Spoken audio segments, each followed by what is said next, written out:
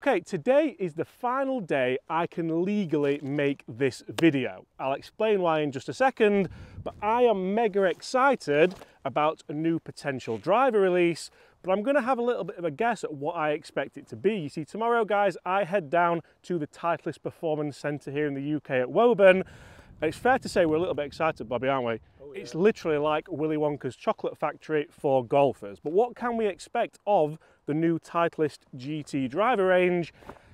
I think I'm allowed to say that without breaking an embargo, because it's all a little bit up in the air. When new drivers come out, we generally have to sign an embargo to say that if we do see them pre-release date, which we are doing, we're not allowed to talk about it. But I haven't seen it yet. So what do we expect from the new TITLEIST GT range of drivers? From what I've seen, they look, have you seen them? Yeah. Oh God, they look so good. I'm pleased you've seen it so we can actually have a chat, but they look so good, don't they? So we'll talk about what we expect. We'll talk about what claims we might see. We have seen from what TITLEIST have posted, so I assume we can talk about this, people who've been fitted who've had exceptional gains in distance. Now, I am and I always have been a huge fan of TITLEIST drivers, no such more than the TSR3. I think this, if you like a subtle looking driver, if you like a more traditional looking driver, I don't think it gets much better. Then I've seen the pictures of the new GT range and I don't know how they do it. Like car designers, I take my hat off to you. I don't know how do you make like the new one look so much more futuristic than the old one, but not too ridiculous. So we'll play a couple of holes with the TSR3 and we'll talk about what I think we're gonna see, because TITLEIST have always been a little bit different, you could say, than TaylorMade, than Callaway. The marketing isn't the same. God, this looks good. I hope they haven't ruined it. Oh, look at that. That's the first ring. We haven't had a practice ring. We've had a coffee, haven't we? But oh.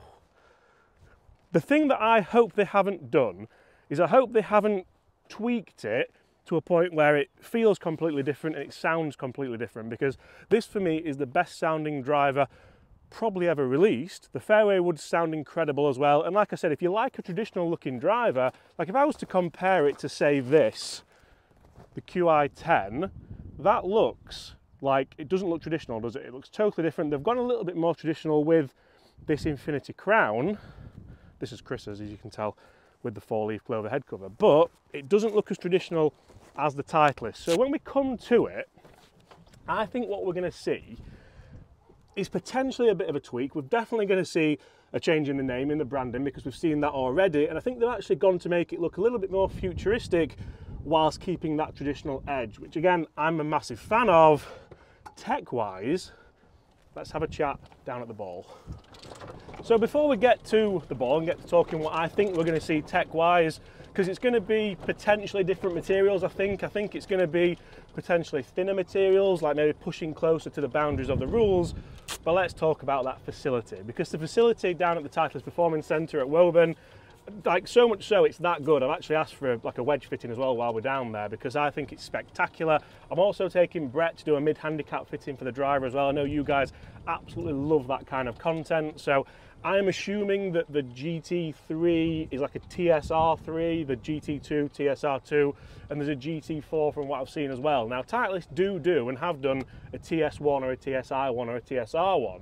Well, the ball's here that we missed the fairway, Bobby. But I haven't seen a GT1, so whether or not that's going to come later on, which sometimes they do. I actually went to my dad's house yesterday and went through all this stuff, and I saw the TSI1 and the TSR1. No, TS1 and TSI1. It was really upsetting, but it was also really cool to remember the time me and my dad had the fitting. It was really, really nice. And I think one thing TITLEIST have done really well, this is an awful shot we've got left, is cater for the high handicap golfer, for the golfer that wants to get the ball in the air, that wants to make golf a bit easier. And potentially, if they've done that again, I think it's going to be spectacular. So what are we going to see? I've got a tie, I don't know if that's going to get there, but out of this lie, we'll go with it, middle of the green. That might be a bit left. Maybe we should go and get a more forgiving eye. Oh no, actually that's done all right. You know what, out of that line, we're going to take that. But yeah, I commend TITLEIST for that, because TITLEIST were always known as the players' clubs, as if you're a serious golfer, then you go TITLEIST. And when I used to work in the pro shop and when I used to be more of a serious player myself, that sounds so awful, doesn't it? But when I used to play as an assistant pro, I used to always go and get fitted for Titleist clubs and used to always really enjoy the process and used to really enjoy the clubs. But for me, they've changed, and the need to get into the marketing of, we're not, well, they are the #1 on tour. Like, it's amazing that people don't realise Titleist drivers are usually the #1 driver on tour. But also they need to get into the market of, right, we do make easy to hit golf clubs. We do make golf clubs for the high handicapper, for the beginner. The one thing I'll say is they never make a cheap golf club. So such as like PXG, they often make a cheaper version, and I know sometimes Callaway make a cheaper version, but they never do that. They always hit that kind of premium price point, which is their market, and that's exactly what they do. That stopped really quickly, hasn't it, to say that we were in that rough. I'm going to take that all day. We'll probably 3-putt this and then move on. But certainly the fact that it's something new that's come in. One thing I'll never understand is the timing of Titleist drivers, the timing of like that October release. I've never understood that. They always start seeding now, like they started seeding a couple of weeks ago on the PGA Tour, but I'll never really get the whole October release, especially when the other drivers are always released kind of January time, aren't they? So they're always behind, or are they always in front? What do you think? Because you work in a pro shop, Bobby, don't you? Like, is the TSR3 still current, or is that now old because we know the new one's coming? Because they don't discount them. So if you went for a Titleist fitting now, I don't think the GT range is available to the public for fitting. So who's going to go and get fitted for a full price TSR? Realistically, nobody is what I would think, but right.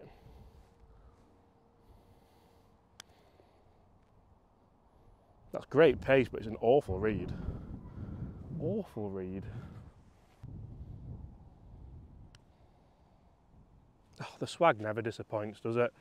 One thing me and Bobby have spoken about, if you're a Titleist fan, how do you feel about the Scotty Cameron range at the minute? Because I think that it's not been as good over the last kind of 10 years. We spoke in the car, funnily enough, about the, what was it, the studio design, this one, that Brett got from Golf Clubs for Cash, and we absolutely loved that one. We're saying that's actually worth now more than what it was new 10, 15 years ago. That's so depressing, that's how old that is. But I don't think the new ones are up to it. I hope the new ones that no one's seen yet are a little bit better, like the old ones. When it comes to the drivers, that's of course what this video is generically about. Titleists have never been afraid to try and push the boundaries when it comes to tech in drivers. You can see here that we have the adjustment on the back there, so that's designed to move the weighting sporadically around the perimeter of the back of the head. That's on the low spin model as well, so that's quite interesting that you have that adjustability on the low spin model. Often brands will put adjustability in the more forgiving model, because generally, I've gone really dizzy there from a really quick spin, but generally they're the golfers that do want to kind of bang the weighting in the heel to allow that kind of anti-slice shot kind of thing. But one thing I hope they do is keep all this, because I really like it. I should have definitely cleaned this, Bobby, shouldn't I, before? But it's almost like a little bit of a kind of garage hood where it comes up, you move that round. It's got the same one in the 3 wood as well, so I'd be interested to see if they can even move that fitting capability into the GT4, for example, because that's where I think they're going to get these marginal gains. You're never going to get, I mean, I saw a thing on Twitter the other day, and hopefully I can still find it and I'll put it here. Somebody gained 28 yards with the new Titleist GT product. That must be from a poorly fitted driver. Like, it can't be a head-for-head fitted TaylorMade, fitted Callaway, fitted GT product. I wouldn't have thought so. If it is, then they're literally going to fly off the shelves. They'll not only be #1 on tour, they'll be #1 heading out the pro shops as well. But come on, let's get a fairway this time with the old TSR. There we go.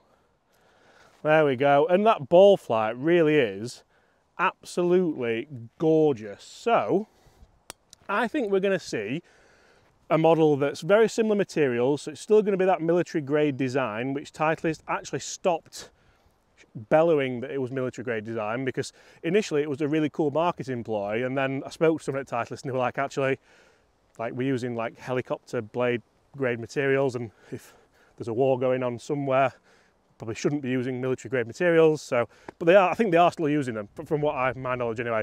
If I'm wrong with that, then that's like allegedly, so you can't sue me. Okay, it's another missed fairway. Like, we don't need to dwell on it, do we, Rob, to be fair? Like, we just don't need to worry about it. But we've just had a little discussion as well. So Rob used a 913 driver for a very long time, and a friend of ours, Nath, if you're watching, Nate, he'll be watching, won't he? Will he? Oh, we get him to watch. Well, he used a 910 still, and the 910 was like the groundbreaking one. I think it was the really impressive one where you got a little bit more gains, The TS range was the range where they started marketing it more heavily for ball speed and spin rate and things like that. And I think one thing they do really well as well, and if you ever go for a Titleist fitting, you will get this, the upgrade shafts aren't as expensive of upgrades. So if you do get these marginal gains with like a graphite design or what else do they do? Oban, anything like that, they don't charge you as much, so you can kind of package it in and it'd be a little bit cheaper than if you went for one of the other manufacturers. But I don't know if they still do that. We'll test that tomorrow, Bobby, when we go. This is awful. I don't know what I'm... The TSR3 is good, by the way. It's my fault. Got a 6 iron, I don't know if this is enough. Oh, be good. Sit. That's moving so much. Oh. I'm going to take that from there. I'm going to take the positives of the strike and the positives of the ball flight. Let's get down there.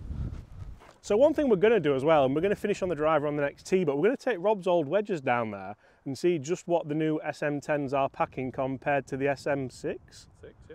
Oh, that was a guess as well. Can't believe they are SM6. Are these legal, Rob? What do you mean?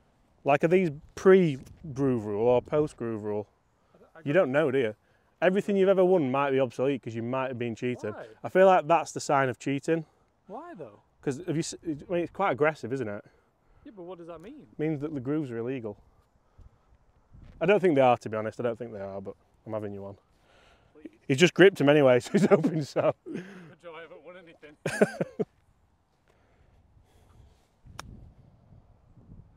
Oh, they're delightful. See how much that spun then? Yeah. Those illegal grooves on it.